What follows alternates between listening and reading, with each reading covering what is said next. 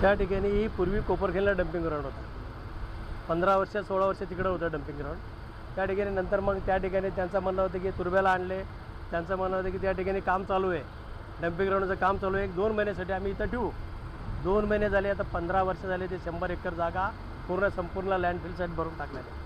आज ते परत चला, आम्ही आज एवढं वर्ष आम्ही सहन केलेले आहेत. त्या ठिकाणी आजार पडलेत लोक, काही लोक मेले, काही लोकांना TB झाले, काही लोकांना दम्याची बिमारी झाली. आज ही परिस्थिती बघितली तुम्ही, खूप बिकट परिस्थिती आहे. अशा बिकट परिस्थितीमध्ये पण त्या ठिकाणी अजून एक waste to energy plant CBG हा प्लांट आणणार आहे. त्या ठिकाणी ती प्लांट आणणार कधी, तुमची हे जेवढी म्हणजे 8 शेल पूर्ण डम्पिंगला क्लिअर झालेले, भरले, डोंगर उभं केलेत, त्यातून फक्त 4 आणि 5 डोंगर हा दोन्ही लँडफिल साईड खाली करणार, कचरा दुसरीकडे टाकणार, त्या ठिकाणी येऊन प्लांट बसवणार आणि हे वेस्ट टू एनर्जी हा प्लांट तिथं बसवणार आहे. हा कचरा म्हणजे कचरा काढायसाठी त्यांना 2 वर्ष लागणार आहे, पण त्या ठिकाणी नंतर प्लांट बसवणार. त्या ठिकाणी प्लांट बसला तरी तीच बिमारी येणार आहे. आता TB दम्याची बिमारी जर उद्या ती आले तर कॅन्सरची बिमारी चालू होईल, चिमणी बसवतील, कार्बन उडल, हीट वाढल. पण फक्त आमच्या झोपडपट्टीतच काय एवढं राजकारण चालू आहे? कशा करता आमच्या झोपडपट्टीच्या लोकांना की इथून आम्हाला पळवायची, कोणाची तर घशात टाकायची का जागा ही? आम्हाला असा शंका वाटत आहे. आज आम्हाला एकच म्हणायचं की जोपर्यंत ती प्लांट, त्या प्लांटला आमचा विरोध नाही, पण लोकवस्तीपासून लांब पाहिजे, करू दे ना तिकडं, जागा दुनियाची जागा आहे. ते नार्वेकर साहेबांनी सर्वे करून सगळे करून ठेवलेत, त्या लोकांना फक्त फॉलोअप करता येत नाही.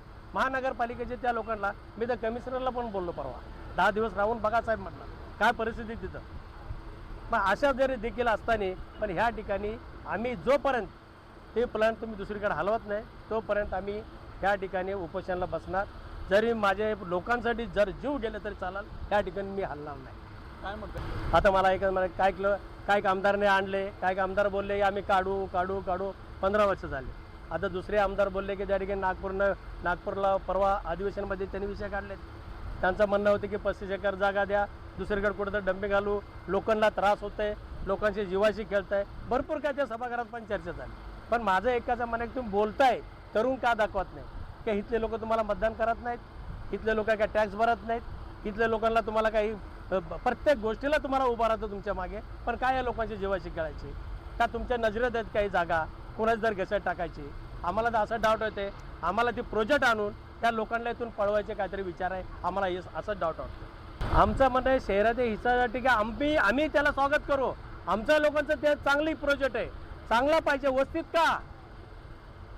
का वस्तीत जीव गुंतले तुमची? द्या ना तेवढं 500 मीटरवर लांब जावा ना. जर ती प्रोजेक्ट आलं 500 मीटरवरती एरिया डेव्हलप होणार नाही.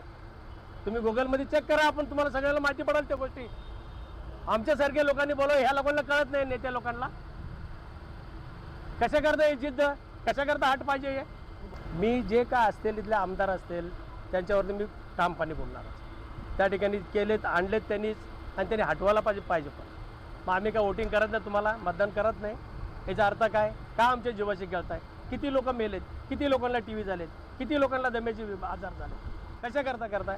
आज म्हणतात एका ठिकाणी आवाज करतात, त्या ठिकाणी डम्पिंग हलवा, 35 एकर जागा द्या. पण जागा दिली असेल तिकडे जावा ना. भर लोकवस्तीमध्ये, लोकवस्तीपासून किती अंतर्वास डम्पिंग पाहिजे हे तुम्हालाही नियम माहिती आहेत. का वस्तीतच पाहिजे इथं? कशा करता पाहिजे?